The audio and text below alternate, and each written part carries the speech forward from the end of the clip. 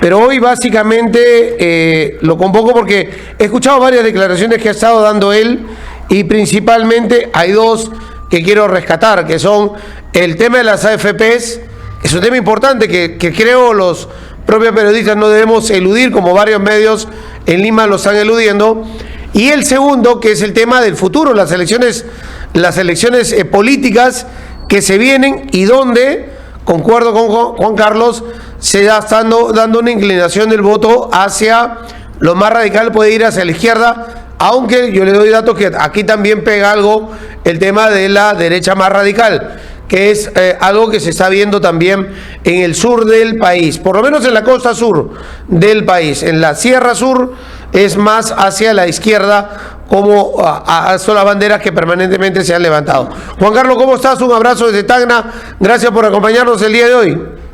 Gracias a ti, Fernando, un gusto estar con tus oyentes. ¿Cómo ves la situación en ese momento con las AFP y anuncian ahora que van a hacer un debate para retirar el octavo aporte? Yo creo que hay que estar muy atentos, porque no se trata solamente de retirar, de aprobar el octavo retiro o de derogar la actual ley de pensiones que se aprobó recientemente. Tenemos que ir más allá y derogar la obligatoriedad de aportes, que es la matriz de la entraña mercantilista de este sistema de pensiones, y eliminar que sea obligatorio aportar o a la ONP, que es un desastre, o a las AFP, que es una máquina de succión mercantilista de rentas de la población a favor de 4 grupos de poder financieros, y permitir que la ciudadanía sea libre de optar si aporta a una AFP o a la ONP y quiere guardar dinero para su jubilación, o invierte esos dineros en otras alternativas financieras, o, lo que es más importante, en la educación, salud, patrimonio de su familia, que le permita afrontar de mejor forma lo que se teme que sea una jubilación escasa. Está probado que un joven con mejor educación obtiene mayores ingresos a lo largo de su vida. Entonces es mucho más rentable para una familia de clase media invertir en la mejor educación de sus hijos, invertir en una cobertura médica para evitar enfermedades o incrementar su patrimonio adquiriendo bienes inmuebles. Eso le asegura mucho mejor su vejez que la magra pensión que las AFPs o la ONP, peor aún, le aporta luego de años de estar sufriendo la exacción de un porcentaje importante de sus ingresos cotidianos. En esa medida yo creo que la reforma debemos aprovechar la coyuntura para hacerla más radical y desmontar un sistema que se creó en los 90, no para darle pensiones a los jubilados. Carlos Boloña alguna vez me dijo, que fue el padre de la criatura, que el sistema se creó para generar un mercado de capitales, porque el Perú no tenía capitales de dónde prestarse, porque las empresas no podían acudir al mercado externo por la situación financiera del Perú. Entonces se creó el sistema de AFPs para generar un mercado de capitales que les permita a las empresas financiarse de un modo más barato que acudiendo al sistema bancario. Para eso se creó, y ese es el objetivo que ha logrado: permitirle a las grandes empresas tener inversiones de las AFPs, ahorrándose los costos bancarios a costa de los ahorros y las rentabilidades de cientos de miles, si no millones de peruanos de a pie. O sea, digamos que hemos generado un fondo todos los peruanos para que 4 grupos empresariales manejen ese dinero y hagan ese fondo de capitales para invertirlo en el Perú.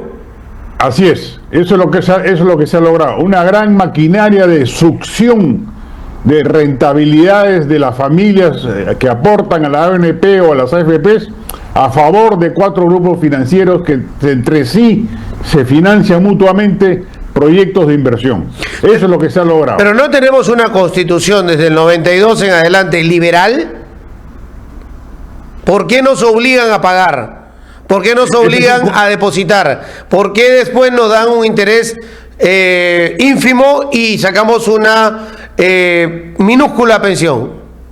Te aseguro que si el sistema fuese libre, es decir, que el ciudadano pudiese decirle a su empleador: no quiero que me descuentes para la ONP, no quiero que me descuentes para la AFP, te aseguro que al día siguiente las AFPs ofrecerían mejores comisiones y mayor rentabilidad, porque la libertad de mercado y la competencia los obligaría a ello para poder atraer gente interesada en ahorrar para su jubilación. Pero hoy, como es un mercado cautivo, capturado, obligatorio, hacen lo que les da la gana con el ciudadano y le ofrecen pensiones magras al final de 20 o 30 años de aporte. Pero entonces el sistema ha funcionado, el sistema económico neoliberal, como se le llama, ha funcionado, porque lo mismo veo en farmacias y en otros sectores empresariales donde hay monopolios, oligopolios, pero acá hay una concentración, una succión, como lo dices tú, del dinero a 4 grupos empresariales que mensualmente le sacan un porcentaje de dinero a los que están en planilla y ahora se lo quieren sacar a todo el país. Así es, inclusive a los trabajadores independientes. Eso es una barbaridad que no puede admitirse. Pero esto no funciona entonces, o sea, ¿este sistema funciona o no? Porque cada vez que hay una elección, cada vez que hay un debate, más allá de nueva constitución, lo que mucho entra en defensa es el tema del sistema económico. No hay que cambiarlo, no hay que moverlo, no se puede cambiar el modelo económico porque el Perú se ve en crisis y nos ofrecen el fantasma del velasquismo, el fantasma del comunismo, etcétera, etcétera. Pero el sistema se ve a todas luces que, si bien ha generado en algunos momentos cierto crecimiento, más por la minería, las exportaciones, pero no ha llegado a todos los peruanos y no ha generado desarrollo, más bien ahora está generando más succión del dinero, poco y exiguo dinero que tiene el ciudadano. Así es, el sistema es imperfecto, no es un sistema liberal, hay nudos mercantilistas por doquier. Esto de las AFP, la extensión de los beneficios tributarios a los agroexportadores, etcétera, son favores mercantilistas que el fujimorismo y sus satélites le están brindando a sus aportantes de campaña. Entonces, el Congreso se ha vuelto una maquinaria mercantilista al servicio de unos cuantos grupos de poder. Y eso debe cortarse de raíz. Tenemos que arribar a una economía liberal realmente competitiva, sin oligopolios, donde la gente pueda decidir libremente en el mercado dónde invertir, dónde comprar, dónde optar por lo mejor para sí. Eso es una tarea por cumplir. ¿Y cómo se corta eso? ¿Perdón? ¿Cómo se corta eso? Yo creo que con un gobierno que sea claramente consciente de las necesidades liberales, porque para modificar o derogar la ley del sistema obligatorio no hace falta cambiar la Constitución, simplemente falta voluntad política para hacerlo y resistir las presiones de los grupos de poder, porque claramente hay presiones de los grupos de poder. Tú bien dices, los canales de señal abierta en Lima casi no tocan el tema. ¿Por qué? Porque son anunciantes, pues. Las AFP son anunciantes de los canales de televisión y por eso evitan tocar el tema o tratan de hacerlo a favor de las AFP. Esta reforma pensionaria es un saludo a la bandera. Empeora el sistema, pero no hay que olvidar que el sistema per se, el statu quo, ya es de por sí perjudicial y pernicioso para las grandes mayorías del país y las economías familiares. Ahora, yo tengo programa el domingo y yo empezaba el domingo el programa diciéndoles ojo y atención a todos los oyentes, porque son de radio principalmente o televisión, que somos más tradicionales, ¿no? Pero decía, ojo, amigos, mucha atención a lo que ha pasado ayer sábado en Lima con la movilización que han hecho jóvenes en la capital de la República, que no son muchos, son entre 700 y 1500 que se han movilizado en Lima. Pero ojo al fenómeno, porque yo lo he tenido como algoritmo en mi TikTok y en los live. Yo recorría y me parecía mucha gente que transmitía en vivo. Mucho cuidado de eso, porque en los medios radiales, televisivos y escritos de Lima se ha tocado poco o nada del tema que tiene que ver con las AFPs y sobre todo el ingreso de los nuevos que luego no van a poder sacar su dinero, los menores de 40. Y hay toda un entramado que se ha armado en base a la ley y al reglamento. Pero pónganle mucho ojo porque no lo tocan los medios tradicionales, llamémoslo así. Por ahí un artículo en un medio, una columna, en un lado una opinión. En Facebook lo han tocado, pónganle ojo a la entrevista de Llanos con Benza y un representante de la AFP que ha hecho que el tema se conozca un poco más. Pero ojo a lo del domingo que sucedió con Merino cuando fue en su época con Instagram y los jóvenes se convocaron por Instagram y nosotros, los tradicionales, no sabíamos qué estaba pasando y era otro tipo de convocatoria. Se los conté porque así se convocaron mis hijas, por ejemplo, aquí en Tacna. Y yo me enteré por ellas que había movilización. Ahora ha sido esto por TikTok y se han convocado. Tanto es así, Juan Carlos, que ahí te digo, o sea, No era mucha gente, pero sí muchos que participaban en las redes. Tanto para hacer que la presidenta el domingo salga a decir, saquen su octavo retiro, que como tú lo dices al principio, no es lo más importante, ni la derogatoria es lo más importante, que es lo que luego ayer lunes han salido los partidos a decir, no tenemos nada que ver, la han deformado, ha dicho Alianza para el Progreso, principalmente los fujimoristas y Renovación Popular, cuando son los artífices de toda esa norma armada en el Congreso de la República. Pero hay algo ahí que calienta y que las redes le están generando miedo al político en el Congreso y en Palacio. Así es, la derecha está anestesiada creyendo que la falta de movilización callejera genera una paz social que les permite gobernar con tranquilidad. Ya. Y ese es un silencio sísmico que va a detonar el 2026 en las elecciones. Y ya empieza, ojalá, a moverse la calle respecto de un tema puntual como las AFPs, pero que ya empieza también a extender su agenda a temas puntuales como la corrupción, el nepotismo, el abuso del Congreso y del gobierno en otro tipo de instancias. Entonces es importante y hay que prestar la atención. Se ha convocado una nueva marcha, creo que para el 20 y 21. Sí, sábado y domingo. Así es, que ojalá sea más convocante de la que fue, pero igual 700 o 1000 personas en medio de un páramo de movilizaciones es significativo en términos políticos, tanto así que ha movido la aguja del reloj en el gobierno. Ha logrado que días antes, disculpa que te interrumpa, decía, el peruano ya aprendió que con movilizaciones no se logra nada. Sí, paradójico, ¿no? Parece que eso ha atizado aún más la hoguera de la protesta, porque la gente ya no está dispuesta a tolerar más. Hay un grado de insatisfacción y de irritación ciudadana por el statu quo y el establishment que va a estallar pronto. O sea, y si no lo hace ahora, lo va a hacer el 2026.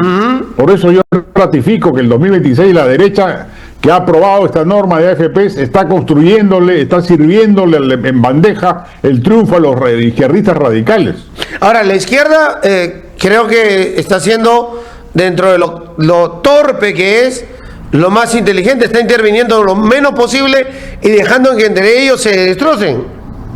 Así es, porque ya estamos viendo cómo la derecha dura, que es un grupo minoritario de la derecha, tiene 4 candidatos: López Aliaga, Philip Butters, Carlos Álvarez y Keiko Fujimori. Y entre ellos se están matando ya. ¿Y eso es bueno? Bueno, yo creo que la ultraderecha no es una buena opción para el Perú. Yo creo que en general la centro derecha debería ser el camino más sensato para reconstruir el país. Y en esa medida saludo que entre los 4 se destrocen. Pero yo creo que lo que está por ocurrir en el Perú, si no pasa nada y no se alinean los astros, es el triunfo de un candidato de izquierda radical, ¿no? Pero no aparece el de centro derecha o de centro. No aparece hasta ahora. ¿No hay ni uno que tengas en la cabeza? Bueno, yo le veo con atención y hay que prestarles ojo a 2 candidaturas aparentemente, a 3 candidaturas aparentemente inocuas hasta ahora.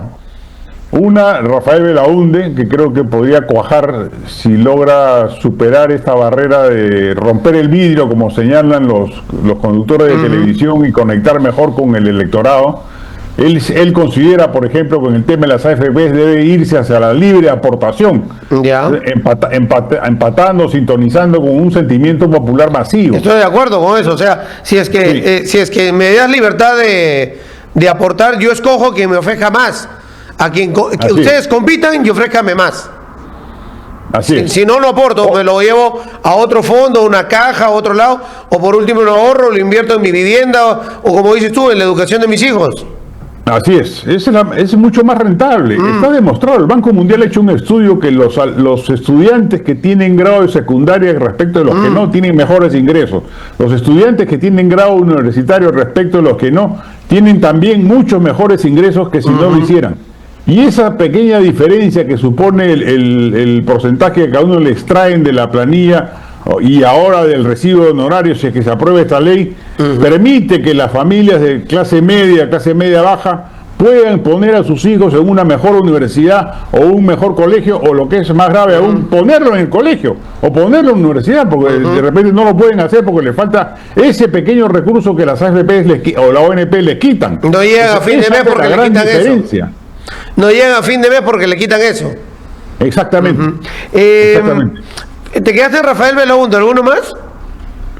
Yo creo que Alfredo Barnechea, si logra construir el pacto social o el frente social que está anunciando, también podría dar que hablar. Es un frente social que incluye al SUTEP, que es una fuerza de movilización enorme en el país, 350.000 afiliados, el ACITE, etcétera, y darle un cariz más centrista a Acción Popular podría hacerlo reflotar. El logo, además de Acción Popular, tiene mucha recordación.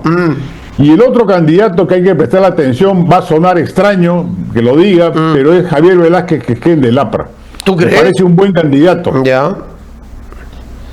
Javier Velázquez. Sí. Ya. Presta la atención, ¿eh? Yo creo que aunque hoy parezca un muerto y un cadáver el APRA, podría reaparecer. No, tienen aparato. Tienen aparato, pero entre ellos. Si esa candidatura triunfe y le gane a Jorge del Castillo y a Hernán Garrido Leque en las internas del APRA, podría dar que hablar. Pero tienen aparato, pero se pelean entre ellos.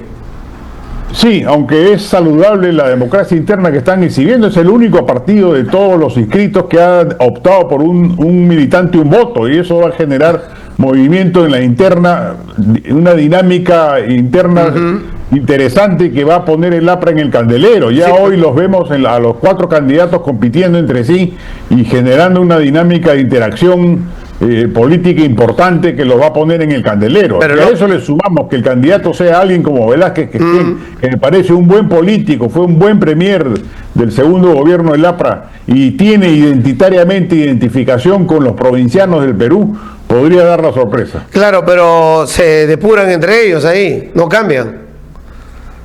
Se desafilian, los desafilian. Unas peleas internas tienen ahí. Exacto, en eso está, lo han desafiliado a Velázquez, que es parte de la lucha que tiene que dar en estos momentos, la verdad que lo reincorporen. Ya, pero ahora, pero si logra ser candidato, yo creo que podría dar una sorpresa. Ya, la derecha se destroza, la extrema derecha se destroza, el centro no se acomoda, y la izquierda está calladita, pero tiene aún a la Noca que está creciendo, y seguramente se almorzará a los verónicos. No, y además está demostrado estadísticamente, todas las encuestas, las últimas encuestas de los 4 o 5 últimos procesos electorales, ese es un estudio que ha hecho el Centro Ubiñac, demuestra que faltando 6 meses para el día de la elección, la izquierda nunca ha aparecido. Nunca ha aparecido. Entonces muchos en la derecha se consuelan con la última encuesta de Ipsos que apenas le da 2% a López Chao y a nadie más de izquierda. Dicen, no, la izquierda ya desapareció. La izquierda nunca ha aparecido faltando 6 meses antes. Y después ha terminado con 30%, que es su voto histórico. Entonces, si consideramos el gran voto del surandino, el resto de zonas andinas del Perú y los bolsones de pobreza, la izquierda podría llegar a 30% de la votación nacional. Y con eso, y dada la fragmentación de la derecha y de la centro derecha, no solamente puede meter un candidato en la segunda vuelta, podría meter 2. Entonces ese es para mí el gran peligro y la gran amenaza que se cierne sobre el proceso electoral del 2026.